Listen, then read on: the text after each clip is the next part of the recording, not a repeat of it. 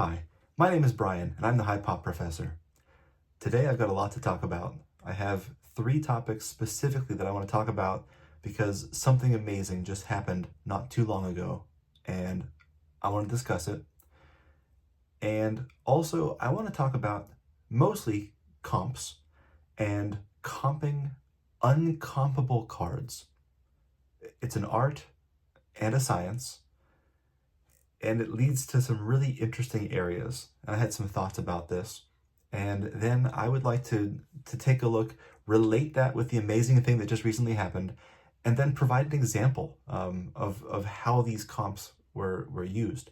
So it's fascinating. The last couple of weeks, I've watched a lot of content, hobby content, and I've noticed that in many of the discussions, there's a lot of talk about comps being irrelevant, comps being dead, and and I understand why people are saying that. You know, markets change, they fluctuate. Um, eye appeal can override maybe a number grade that's on a slab. Absolutely. And so what go to those comps anyway? If that's for the average grade, card of that grade, eye appeal is going to dictate something completely different. I get it. However, that being said, I don't believe that comps are dead. Even if comps are off a little bit, whether you're a buyer or a seller, comps are still, I would rather have one bad comp than no comps at all, a lot of times. With 0 comps, you're flying blind. It's a shot in the dark. It's anyone's guess. But if you know that a card did sell a year and a half ago, and yeah, the market was way different then, and different things were hot and things have moved a lot. Well, again, like I said, even a bad comp is way better than no comp at all. For buyers and for sellers. Look, if I'm a buyer, I don't want to overpay for something. If I'm a seller and I recently got a card back from PSA that I think might be a $300 or $400 card, only to find that a recent sale of that card was way higher than that, that's something I'd like to know. That's useful to know. I'm really happy to know that. So yeah, I think maybe people put too much stock into what those comps are. Fine. But there are a lot of instances where it's pretty helpful to know about that.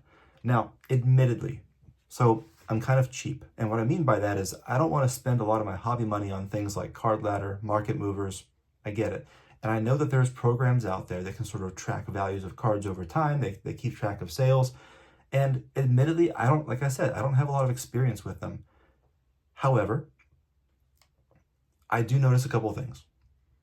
Number one, PSA and eBay both have their own version of value tracking software that's kind of baked in. And I've been less than impressed with their results.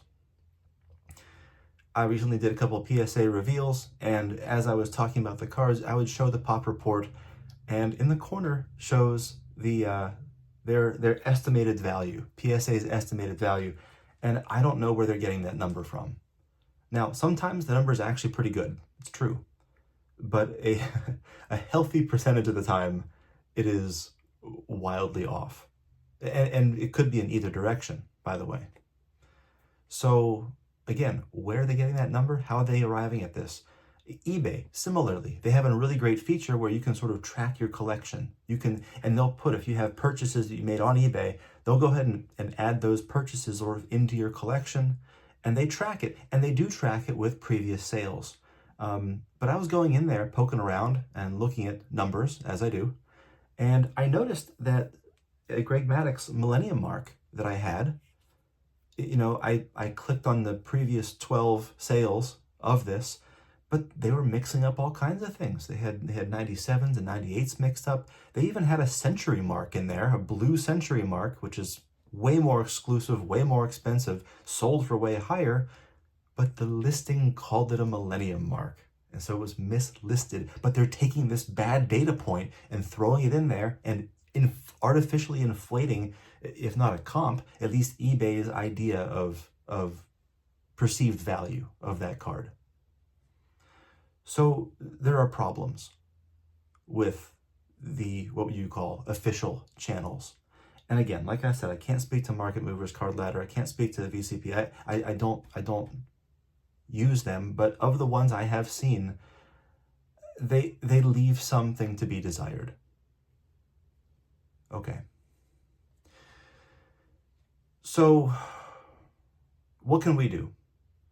If we're talking about cards that don't sell often, that are very rare, limited in quantity, they could be higher end cards, very valuable cards. How can we find good comps? I think it's a temptation to oftentimes look for other similar sets to get your comps from. If you've got a card that's numbered out of 100 from the 90s, it's tempting to find another one. And I'm not saying that this strategy can't be used, but I would say that it's very dangerous. I think that this way can be used. The problem is it requires quite a great deal of depth of knowledge to do this accurately, with fidelity. The problem is so many different sets have so many different nuances regarding the demand for those sets. Just because a card's numbered out of 100, look, you can have a card numbered out of 100 like the 99 Fleer Date with Destiny. Or you can have a card numbered out of 100, or a print run of 100, like 96 Studio Silver Press Proofs, right? Print run of 100. Those cards are going to be valued very, very differently, okay? A Tony Gwynn of one versus a Tony Gwynn of another. So you really can't do that because the sets are so different. And so what I sometimes will do to help provide comps, I will look at completed sales on eBay, but if that exact card doesn't sell, I look for other players within that same set. And what's nice about this is that I would, think about the back in the days of the Beckett, when you would look at the Beckett price guide, and sort of in any given set, there was sort of an unspoken rank ordering where you would kind of understand that, okay, Ken Griffey Jr. and Frank Thomas are sort of top of the heap, and then you have a tier below that where maybe you've got, Cal Ripken and whatever, Greg Maddux, and you've got these other Barry Bonds, and you've got other players, and then down a little bit, maybe you got Piazza and Chipper Jones and these guys, and you keep going down the list, and you'll get these guys. And it was funny because in most of the sets, the order of the value ranking doesn't really change a whole lot. And so this provides us an idea. If we know that a player, if we know that Mark McGwire is going to be roughly where Chipper Jones or Vladimir Guerrero is, that's useful to know. Because if we're looking for McGwire and maybe there's not a sale of a McGwire, maybe we can look to a Chipper Jones or Vladimir Guerrero sale or something similar. Now again, we run into problems. We run into issues doing something like this because maybe the last sale was 3 months ago, and maybe of a different player, and the market has now changed within that time frame as well. So is that a comp? Now we're getting really, really fuzzy and hazy with our numbers. How good is this anyway? And that's where I want to enter in on the really exciting thing that happened just the other week. The other week, there was something that popped up on eBay that shocked me. It shook me. And that was that there was a specific insert card I was looking for Greg Maddux, and it had been on my list for quite some time. And it finally happened. It popped up. And this one insert I had been targeting was a set that was called Precious Metals. Not Precious Metal Gems, not PMGs, no, Precious Metals. Donruss Preferred Precious Metals. They made these in 97 and 98, and specifically I was targeting the 97. But the amazing thing that happened wasn't that this card popped up, which you could say is amazing in itself that it did, but the fact that the entire graded set popped up for sale at the exact same time. They were all consigned through Probstein, and they were all ending. They were listed on the same day and all auctions ending on the same day, which is incredible. So let me tell you a little bit about this set, because this set is phenomenal. And people who are either new to the hobby, they're only into ultramodern or only into vintage, they may have missed out on a set like this because looking back on it, it's kind of obscure. You don't see them too much. People don't know about these sets. So this set is absolutely astounding. This was in Donruss Preferred. This is a high-end set. And so back in 97, these were cards that were sold in tins, metal tins. And as a matter of fact, I've got one right here. So here's a Donruss Preferred metal tin. This was a retail pack. This is where they had a hobby box, so they would sell in bigger tins. They had gold, numbered, specific, rarer gold tins of each of these mini tins. Big tins were the hobby ones. But this was a retail one. There's a retail tin right here. And they had the price tag in the corner here in this card. But yeah, there's a little 5-card pack in these tins. And you open them up, and there's a little cellophane, clear cellophane thing in there. And here's a Maddox tin. So I gotta respect my boy, Greg Maddox. And in these packs, like I said, they had, now these cards were made of solid metal, but that itself wasn't brand new. I mean, we had Leaf Preferred, they had these sort of steel cards. Heck, we had Top Stars in steel eventually. What would happen after this? Look, Pinnacle got into the game too with metal cards. They had this, the Metalwork set from Pinnacle Express. Heck, I pulled a redemption for one of those one time. I got a Ripken Gold. It was one of the best pulls I ever had as a kid. It was amazing. But what made these cards different, though, there was a print run of only 100 of them for each player. And these cards were called precious metals because they literally had precious metals baked into the cards. They were made out of silver, gold, or platinum, depending on the tier of player. And so these cards literally had 1 gram of silver, gold, or platinum in them. And although they were not serial numbered, they are limited to, again, print run of 100. Now, the set had 25 players in it, and so all 25 of these were listed for auction. So I checked out the PSA pop report for the entire set because, like I said, print run of 100, there's 25 cards in the set, so by my math, there's 2,500 cards of these in existence of all players. But the PSA pop report only had 182 of them graded, which out of the 2,500, that's roughly 7% of them are graded. So out of 182 graded in the world, 25 of them all came for auction at the same day. And we're talking very, very low pops here. They just don't exist. Now, I will say, one other thing I have to share is that I was able to pick up the Greg Maddox. And I'm going to turn the camera around to show this in a little bit better detail, but because right now I'm getting some glare. I don't usually show, there we go, that's a little bit better. And so here it is.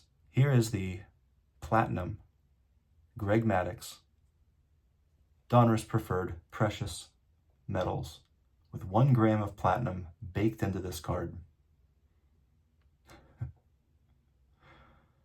And amazing. Okay, so this is a card. It's actually has a plastic surrounding around this card.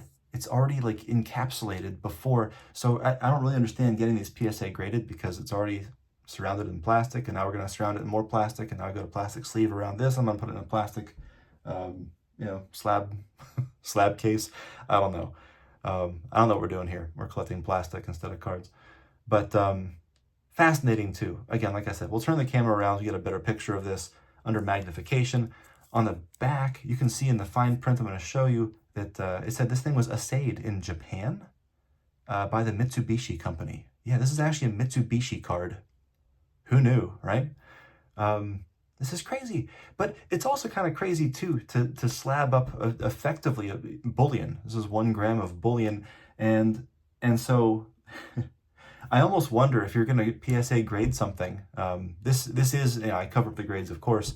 There's only 6 of these. I think there's 4. Well, this isn't a PSA assigned 9, by the way, whatever that means. And I'm not sure, are they grading the plastic cover?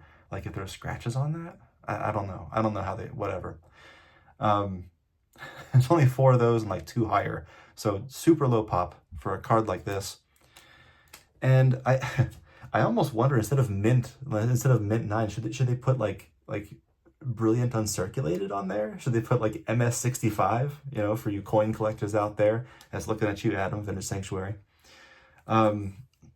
Anyway, so I I have thoughts regarding this, but pretty much for the idea of Hobby Numbers episode like this, it provides some fantastic data. We now have data points for every single one of these 25 cards that sold. Most of them are in PSA 8s and 9s. There's like 1 7 and there's 1 5, but there's no 10s. And honestly, for cards like this, 8s and 9s, cards that are this rare, the grade almost doesn't matter, because it's having the card. And honestly, the eye appeal is not going to vary. You're not going to look at a card and say, oh, that's a 7, oh, that's a 9. It really doesn't matter that much.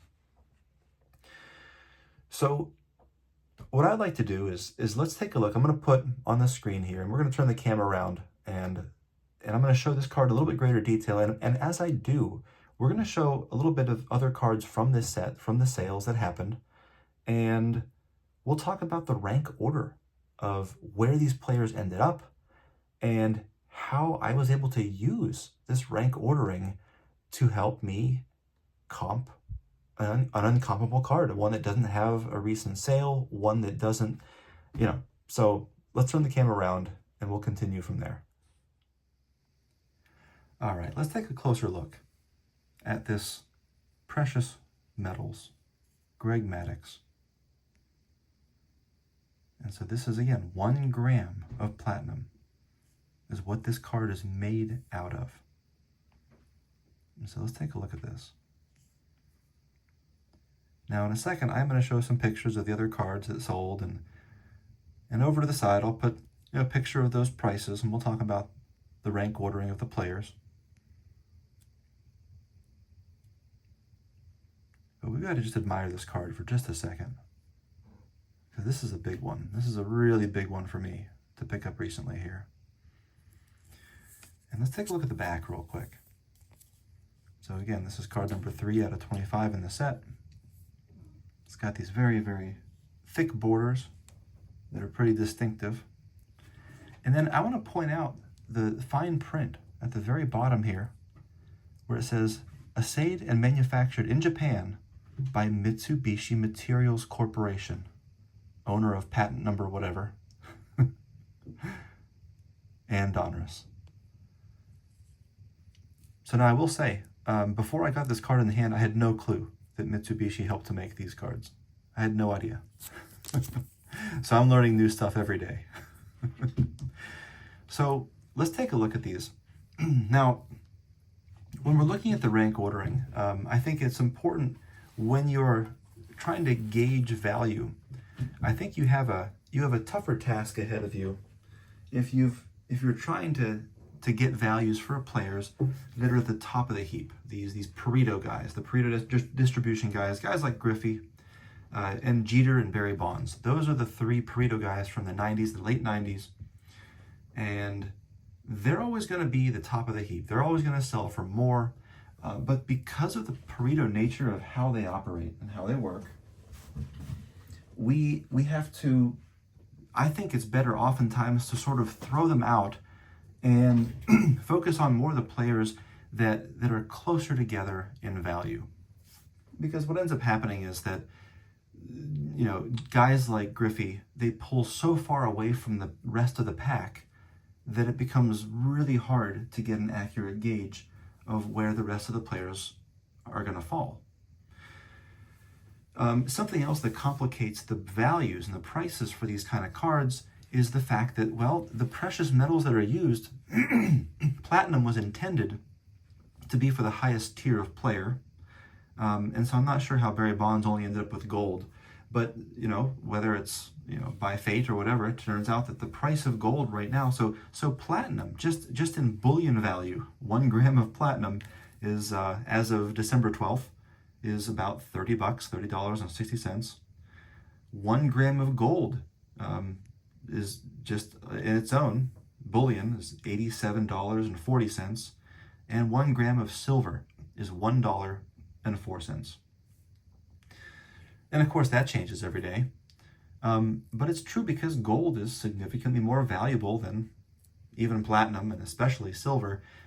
It's true that the players who are of the gold sort of variety in this set, the players don't have all three of these. So every Maddox is a platinum, every Barry Bonds is a gold, every Derek Jeter is a gold, every Wade Boggs is a silver, for example.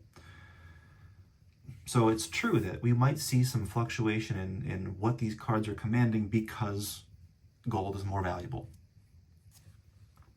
But looking at the top couple we have on here, we've got the Jeter, or the Griffey, the Jeter, and the Bonds coming in at 1, 2, and 3. No surprises there.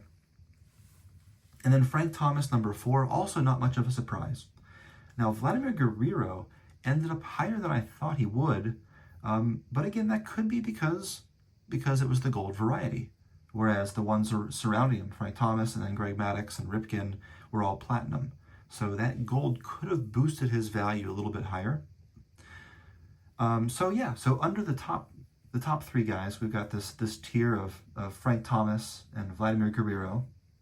And then we've got a couple that are very close together here. We've got Maddux, Ripken, McGuire, and Chipper that are all pretty close. They're all in a very similar value tier. And just because, Maddux happened to finish a little higher than Ripken doesn't mean that he always will. There are a lot of sets where Ripken's going to finish a little higher than Maddux.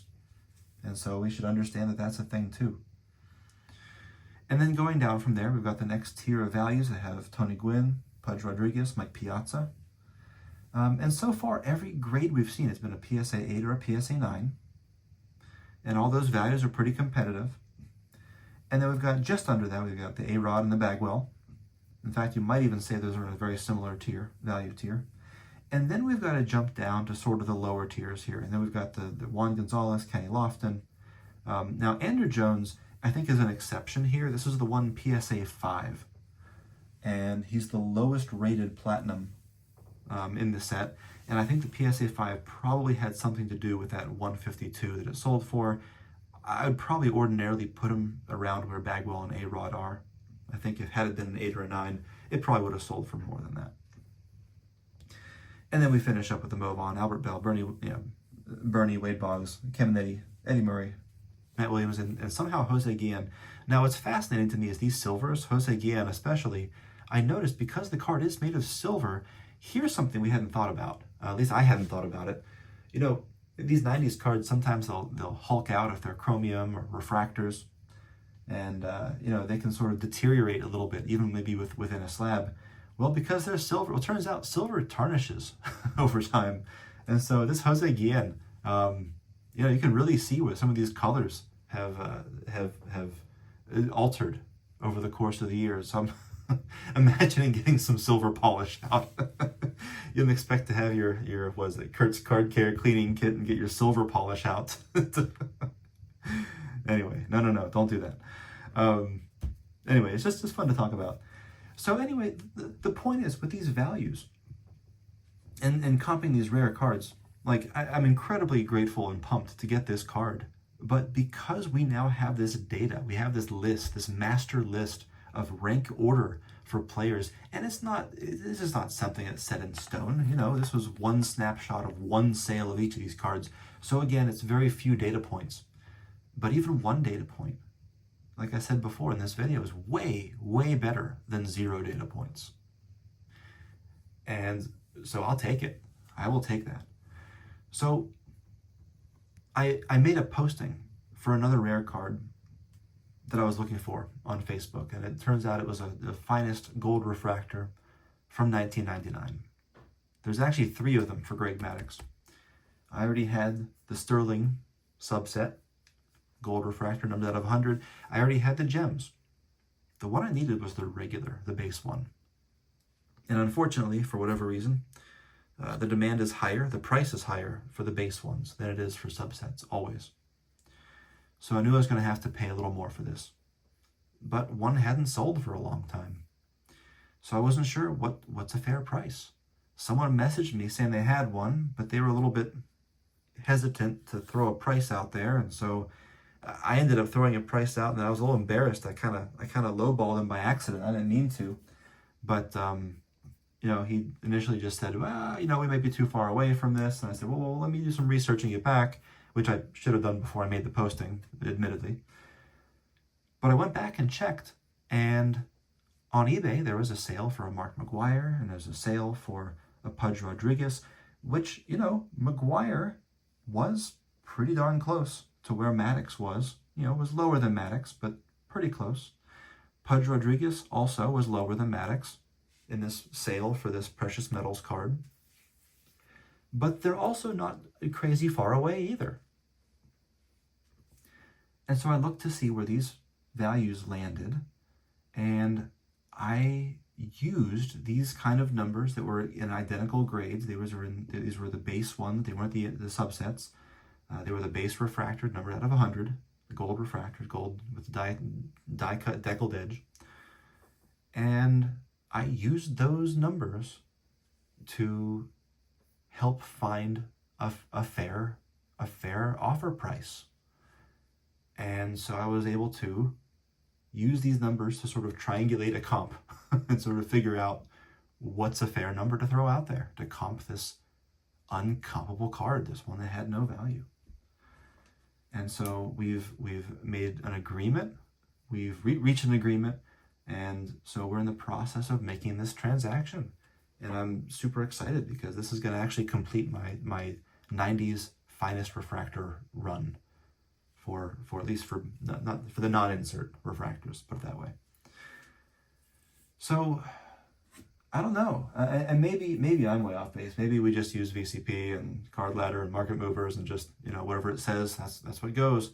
But for anyone else out there, is this something that you do? Am I the weird one who likes to just focus on numbers and crunching numbers and analyzing and looking at this and coming up with these numbers out of not out of thin air, but again, using some logic, using some data, and carefully applying that to help guide us in our decision-making process? Is there anything else I'm missing? Or have you ever had stories where you've had something comped a particular way? Let me know in the comments. But anyway, I just wanted to share about this because I wanted to educate about the set. I wanted to share my joy of a really great recent pickup that I'm really excited about.